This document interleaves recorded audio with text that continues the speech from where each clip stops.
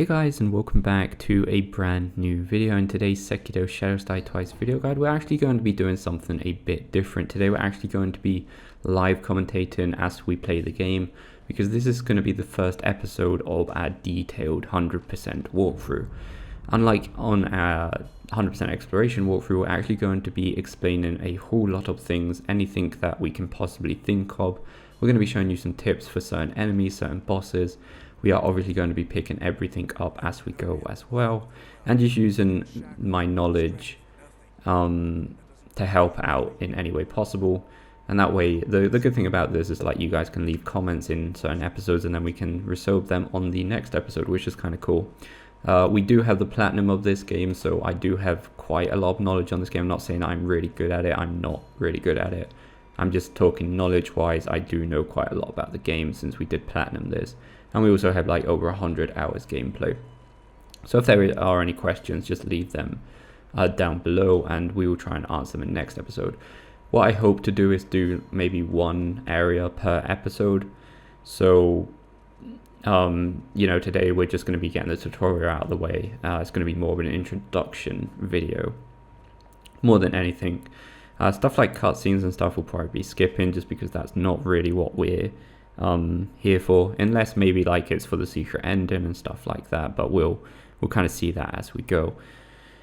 Quick little side note here, just talk to Kuro once you get the sword, and he will give you the healing gourd, which is our healing item, and then you want to continue talking to him, and then he will ask if you've got something to give to him.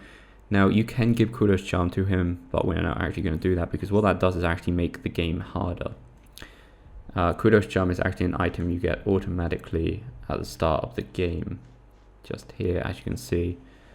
If you give it to him accidentally, don't worry about it. You can get it back a bit later on. So don't worry about it. You can actually get it back as soon as the tutorial area is over. To be honest, a lot of people say that that Kuro's Charm is only an item for New Game Plus, but obviously this character is not a New Game Plus, it's just a normal character, and we did get it. But I think that was just some confusion that was there when the game first came out, unless for some reason the game knows that we've completed the game multiple times and they gave it to me now, but I don't think so. I think you get Kuro's Charm even if you have never played the game before. I could be wrong on that though, I haven't really looked into that. But anyway, basically if you keep Kuro's Charm, the game will be normal difficulty, whereas if you give in Kuro's Charm, the game will be a lot harder. Now we're going to actually go ahead and equip our healing items here, because our health is absolutely destroyed. Make sure you go and get the pellet from upstairs. There aren't many items in this area at the moment, however we will be coming back to this area and there will be some more items to pick up, so don't worry too much about this area at the moment. So we're not going to be talking too much about the combat system, except that obviously stealth is very important in this game, and it's also very important to note that enemies don't really die because of health bars in this game. Enemies do die. Remember when enemies die to hold square to pick up their loot and coins. Obviously these don't really drop anything because we're in the tutorial area. But basically you need to concentrate on getting their posture bar up instead of getting their health bar down. Because once their posture bar is all the way up, their health, or you can get a death blow on them, and their health will just instantly get destroyed. Now obviously we are parrying these enemies, that does a lot of posture damage. You can obviously get their posture up by attacking them. As a matter of fact, a lot of the bosses is actually quite important. Like here you can see that we got a parry on that guy, and his posture didn't obviously get destroyed instantly. He, you know, he's still got some left. This guy's actually going to kill us if we're not careful.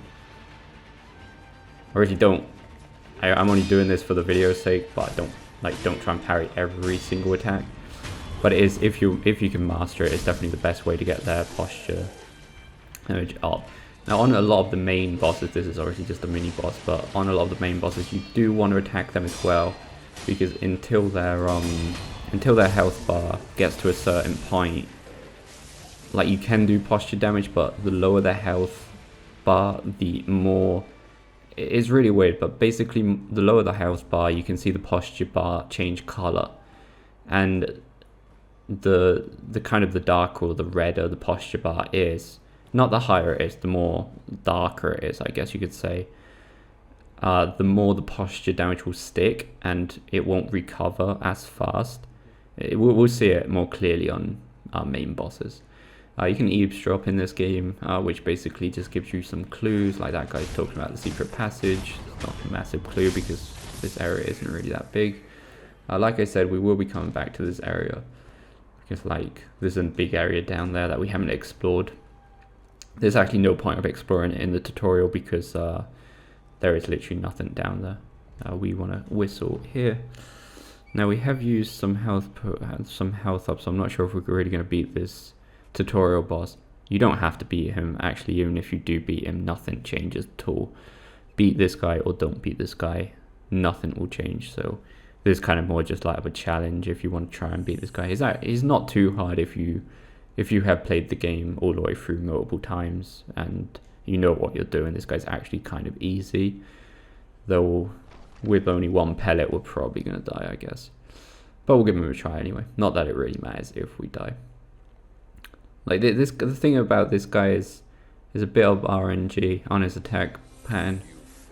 Like if he does certain attacks, like you can easily do this without getting hit at all. But we'll see. The other bad thing is if you screw up too many parries and you block, obviously your posture bar is not great at the moment. As you can see, our posture bar is absolutely destroyed. So as you can see, like a special attack he just done there, that was with the like that one, we actually screwed that one up. When he does that, it means that it's either going to be a thrust attack or a grab attack or a jump attack. That one's a jump attack. You need to kind of read his movements to know what one it is. Yeah, we're dead anyway. It doesn't matter if you die against that guy, it's like literally exactly the same. But it kind of depends what moves he does. That guy's really not too bad to beat. You actually get his posture. Like if he does certain attacks, you can get his posture up incredibly fast. And you can get him dead really fast. But like I said, no, it doesn't matter if you kill him or not. That doesn't count as a boss or anything like that. Because even if you do kill him, your arm's going to get chopped off and everything's going to be exactly the same. So don't worry about him. And yeah, that would be kind of the end of the tutorial. We'll just do this bit. So this is kind of the hub area. This is our main NPC that's going to be upgrading this guy's going to be upgrading arm. Basically the arm, just see it as a secondary weapon. You can talk to him if you want and ask him a few questions, but we're not going to be doing that because that's not the point of the guide. There's actually going to be an item around here, maybe coins, pellets, I really can't remember. Coins, okay. And there's going to be one more item here. There's not really much more we can do here. To the left there's a shortcut for a later area. I'm going to pick these pellets up and gonna go up here. This guy's basically a training doe. If you want to train at a certain move or anything, you can talk to him. This guy's immortal. Fun fact, I have tried killing this guy with the mortal blade that you get later on, that can kill immortals, and you can't actually use it against him, so he can't actually be killed. And the box up there is basically if you lose important items or anything accidentally, kind of like what was on all the Dark Souls games. And these are basically the idols, which are checkpoints. At the moment we can only rest, but later on you'll be able to upgrade your weapons, upgrade your skills, upgrade your attacks, and heal dragon rot. So yeah, we're going to leave this first introduction episode just here, since like I said, we'll be doing one area per episode. And yeah guys, let me know what you think. Let me know if you've got any questions and we'll answer them in the next episode. And yeah guys, hopefully it's helpful. If it was, please go like and subscribe, and we'll see you next time guys. If this guide was helpful, please consider joining as a member by using the join button or using the link in the description. This will support the channel, allowing me to get even more games, to do even more video guides. Thanks for the support. Take care guys.